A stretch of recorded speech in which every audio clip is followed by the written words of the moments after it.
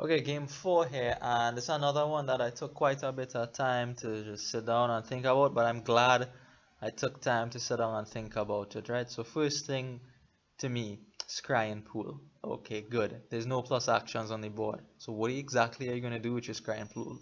Well, you could play wharfs, so you could play one wharf now, one wharf later, like that. You could play bridge troll, which is cool. You could play Margrave continuously. You could do that with your scrying pool, but really, I mean, look, outside of the attack, what else are you doing? You need money. That's the crux of this board here. You need money. You need golds and silvers to buy things. I mean, two bridge trolls isn't going to cut it. Four is probably a lot better to consider, but two, nah, man, two can't do anything. So scrying pool, kinda, if you could go for it and maybe be okay, probably be okay. But again, it looks like Wharf, right? It looks like Wharf. So my opponent goes for horse traders, um, presumably to hit 5, not the potion. So I am also not going for the potion. I'm going to try playing with all these grind pool, going for some kind of money thing with Wharf and Apprentice in it. So for a while I was thinking about what is it do I want to play? Wharf, Margrave, or Bridge Troll? Wolf is really good. Margrave is good too, because it can attack your opponent and bring them down to 3 cards in hand. Bridge Troll is also decent, but I realized this before, buying things. The Bridge Troll doesn't work well with the Apprentice, because it lowers the cost of things and the Apprentice draws less. So no, not Bridge Troll. And Wolf just has to be better than the Margrave, right? Because Wolf could defend against the Margrave, you will restore your hand to 5 cards after the Margrave drops you down, and that is workable. So I go for the Wharf opening, right?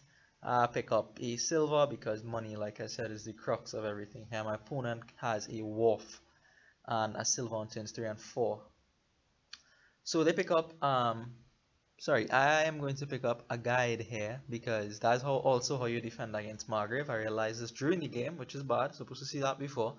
That's also how you defend against Margrave, right? You call your guide, get a fresh hand of nice 5 cards, not 3 cards. So gold for my opponent. So they are ahead right now in the money category, money area.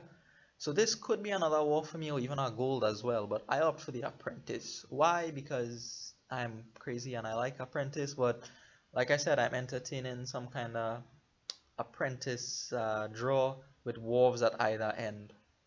Not just a straight money wharf thing. That's a terrible turn for me, just 2 coins. I can't even buy a guide, so that's pretty bad.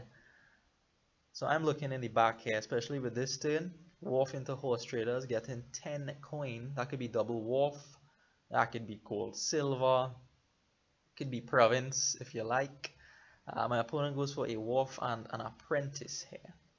So my idea with the apprentice is to get rid of the estates from my deck and to just chip away at the coppers and slowly just enrich my deck that way. So I pick up my second wharf here, I believe. I believe that's my second wharf. So that's what I want to do, have a wharf end to end and be able to draw through my deck somehow by trashing things to apprentice, expensive-ish things. You start by nicking the estates off, of course. So getting rid of that estate. 8 could be a province. Could be other things. Could be a 5 and a 3 is what I'm looking at here. So it could be another apprentice and another guide. I believe that's what I go for here. The guide is going to be good for the stability of this kind of engine. This is a weirdish engine using apprentice for draw. But we'll see how it goes. We'll see how it goes. And at this point, because my opponent has the lead in money, look, the gold and just as many wolves as I do, plus the horse traders, because they have the lead in money, I have to play a little bit differently to try to counter that. Look, gold, silver here, and they are really now set to start buying provinces. They have enough money, enough wolves to just go for it, and they have the odd guide which could get them through the bad shuffles, bad hands dealt to them. So they seem to be in very, very good shape. I just have 4, and I pick up a silver here. So here 8, and my opponent I believe goes for the province now, as is, that's perfectly reasonable. Good play, strong play. Here I'm able to at least connect wolves here, pick up a gold of my own, Hopefully this apprentice will see some play later on. I chopped a couple coppers earlier. Again, I have to play more ingeny to try to mount a comeback at the end of the game here. So another province for my opponent, and I'm in the back without my estates and 2 provinces. So not looking too hot at this point. But we still build, still try to stay in this. I could chop a silver here, but I don't want to get rid of money from my deck. 9, I think I build for one more turn. This is another gold and a silver for me here. I don't want to get rid of the money, the big money, because I mean, like I said, that's the crux of the deck, right? That is what you're playing for, to play money. And province number 3 for my opponent. So I look in rough shape at this point. Really rough shape. I call Guy there because just playing a solitary wharf isn't exciting. I draw my apprentices with nothing to trash, so I call Guide again. And you know what? I end up playing a solitary wharf anyway. But I probably end up with a bit more money this way. So 10, I mean, I don't want to take the province. I can't take the province. I have to try to compensate with duchies. So I buy a couple duchies at this point. Just hoping beyond hope that I could pick up enough duchies and compensate for the province deficit that way. So I'm able to get rid of an estate with that apprentice. So very good, seeing some draw here. And now the thin deck is starting to come through. There's very few cards at the top of my deck there. This is another duchy, and I opt for gold at this point. Just giving my apprentice some things to trash, really. I maybe should have picked up a second duchy if I was going in for the duchy plan, but yeah, I just pick up gold alongside it. So, by the way, I wasn't checking money throughout this game, but you'll see that you should be checking money in this kind of game, how much money your deck can generate if you could draw everything, especially with the apprentice. Here I call a guide because that hand is nowhere near exciting. I leave this hand because there's the apprentice in it, and I'm going to shell this duchy to draw a lot of cards, 5 cards to be precise, and this wharf draws me very near to the end of the deck. And look, 16. I had no idea I had $16 in my deck, but I do.